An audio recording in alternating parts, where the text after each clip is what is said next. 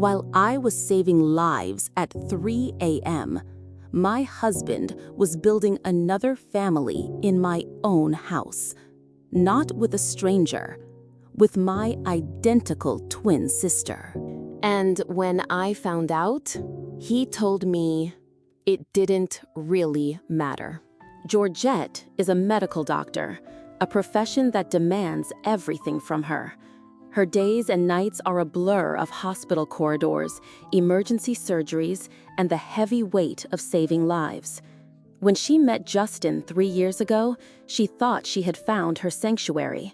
At the time, she was finishing her medical training, and Justin appeared to be the perfect partner. He was a teacher, a professor, someone who commanded respect and spoke with a calm, tender voice. To Georgette, Justin was the steady ground she could return to after a 30-hour shift.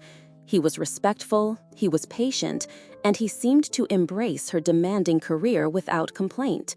They married, and for 3 years, their life seemed stable. However, the nature of Georgette's work meant she was frequently absent. The hospital doesn't care about marriage schedules. Phone calls would come at 2 a.m. or 3 a.m., summoning her to the operating room.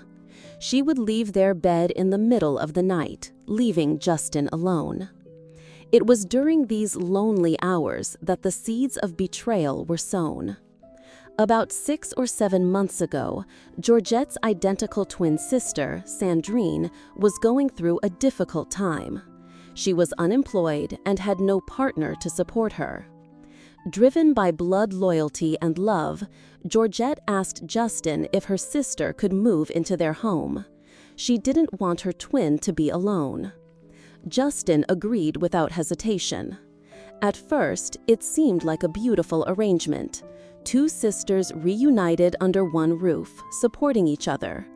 Georgette felt a sense of relief knowing her sister was safe while she was at the hospital. She had no way of knowing that by opening her front door to her other half, she was effectively signing the death warrant of her marriage.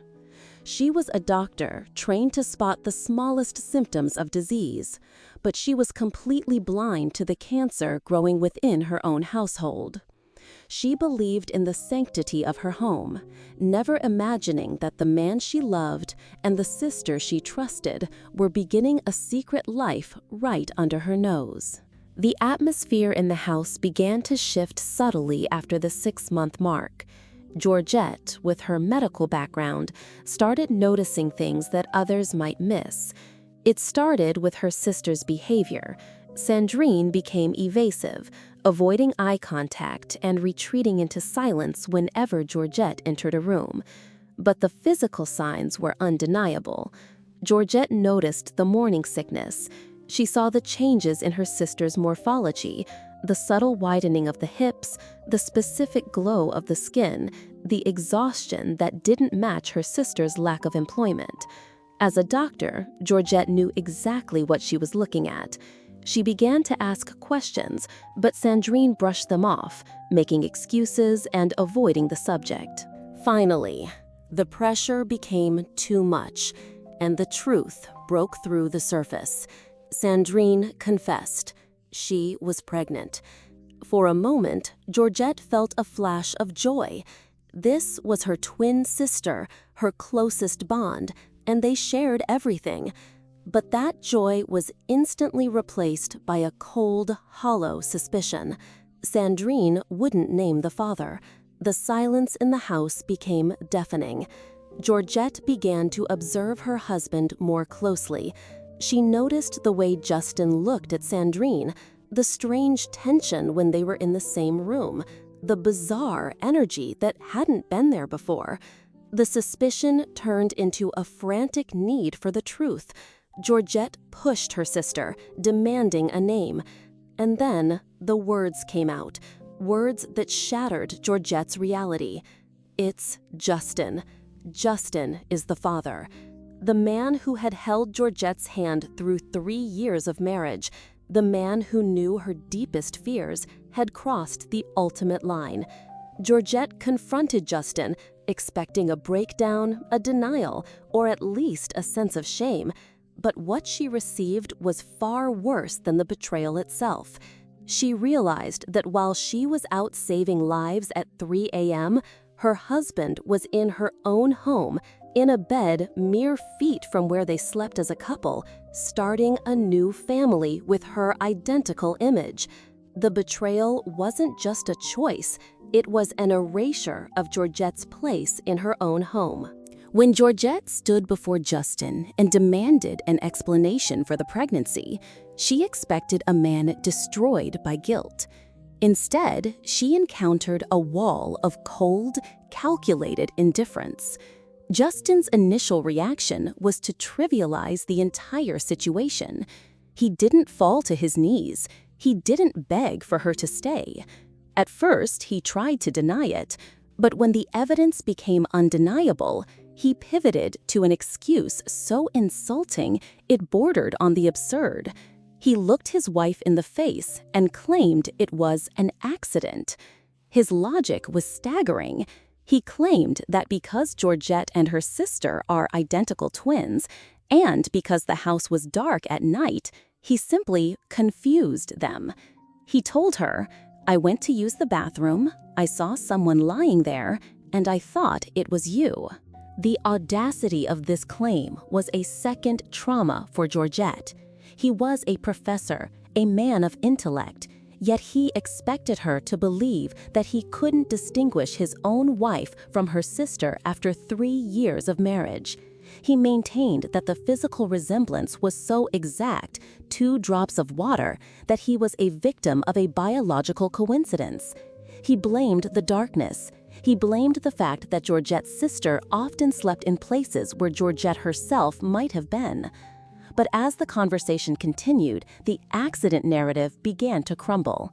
This wasn't a one-time mistake in the middle of the night. This was a repeated, ongoing affair that had resulted in a pregnancy. Justin's lack of remorse was chilling. He spoke about the situation as if it were a minor household error, like breaking a plate or forgetting to lock a door. He even had the nerve to suggest that since they look the same, it shouldn't matter to Georgette as much. He used their twinhood as a weapon against her, implying that the boundaries of her marriage were flexible because her sister shared her DNA. The man she thought was her protector was now gaslighting her, using the most ridiculous excuses to justify a betrayal that had been meticulously planned over months. He wasn't sorry for what he did. He was only annoyed that the darkness was no longer there to hide his actions. As the confrontation escalated, the mask of the gentle, respectful teacher completely fell away, revealing a man filled with resentment and cold pragmatism. Justin stopped making excuses about the darkness and started attacking. He turned the tables on Georgette, making her the villain of the story. He pointed to her career as the root cause of his infidelity. "You are never here," he told her. He complained about the 3 a.m. surgeries and the long shifts that left him alone in the house. But the most cutting blow was his attack on her womanhood. For 3 years, they had struggled to have a child. Justin revealed that the pressure from his family in the village was suffocating. As an only son, he felt the weight of continuing his bloodline, and he blamed Georgette for their empty nursery. He looked at Georgette, a successful, hard-working physician, and told her that her sister, who had nothing, was actually the one who could provide what he truly wanted. In his mind, the pregnancy wasn't a sin, it was a divine sign. He argued that if God gave the child to the sister and not to Georgette, then the sister was the one he was meant to be with. His immorality was draped in a twisted version of faith. He told Georgette plainly, "If you aren't happy with the situation, you can pack your bags and leave." He was ready to discard 3 years of marriage for a 6-month affair. He even proposed a solution that was even more horrifying. He offered to keep both of them. He suggested that Georgette should just accept her twin sister as a co-wife. Since they are the same, why couldn't they share the same man? When Georgette refused to accept this humiliation, he didn't hesitate. He chose the sister. He announced his intention to divorce Georgette, marry the twin, and pay the dowry to the family. He spoke about it with the clinical coldness of a man making a business transaction. The tender man she had married was gone, replaced by a stranger who viewed her as an obstacle to the family he had built with her sister while she was away working to support them both. The final blow didn't come from Justin, but from the one person Georgette thought would be her ultimate shield, her mother. When Georgette went to her mother, weeping and broken, expecting her to cast Justin out and reprimand her sister, she found no such support. Instead, she found a cold, pragmatic betrayal. Her mother's response was a reflection of Justin's own twisted logic. She told Georgette that she should understand and share. The mother's reasoning was devastatingly simple. Georgette was the stable one. She had a prestigious career as a doctor, she had money, and she had a status in society. Her twin sister, Sandrine, had nothing, no job, no husband, and now a child on the way.